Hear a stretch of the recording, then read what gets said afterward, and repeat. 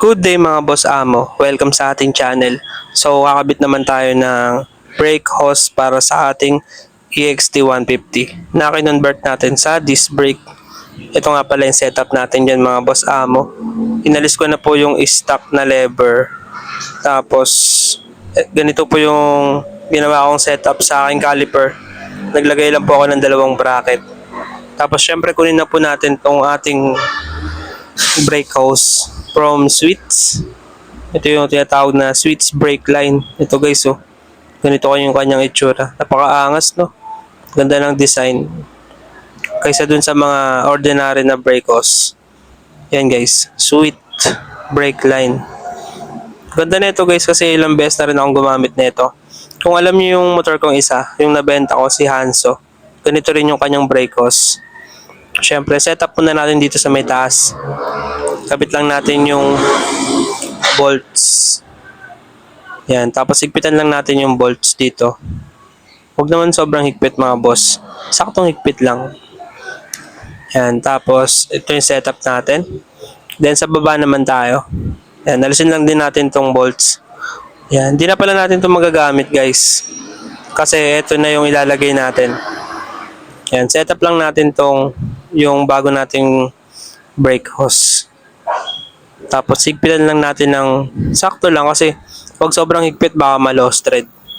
Baka lumusot yung brake fluid. And tapos dahan-dahan lang guys, gamit lang tayo ng 13mm na yabe. Then ayan, okay na guys. Yun na yung setup natin. Siyempre i-bleed muna natin para gumana yung preno natin. So temporary lang pala tong bracket na ginawa ko dito, tong setup.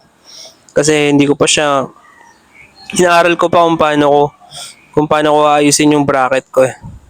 Kasi 0-0 yung space dun sa may shock. Nag-aaralan ko pa kung paano ko gagawin. Then lagyan natin ng brake fluid. Yan, Petron yung ginamit natin na brake fluid. Tapos konting bleed lang guys. May mga tutorial naman neto sa YT at FB. Yan, kung paano mag-bleed. So pag na-bleed natin yan yung setup natin. Simple lang guys. Para sa ating EXT150.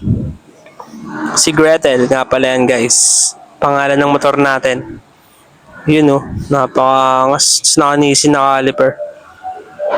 Yan na guys. Simpleng setup lang. Testingin natin kung may preno na tayo. Yun guys. Okay naman. Gumagana naman yung preno natin. Pero yung bracket kasi guys. Sabi ko nga sa inyo. Temporary lang.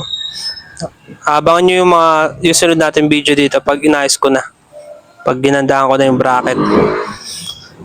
Yun guys, ito lang muna yung video natin sa ngayong araw. At abangan nyo pa yung mga video natin. Thank you sa panonood. And God bless us. Yun guys, thank you po. Ayos na, may preno na siya.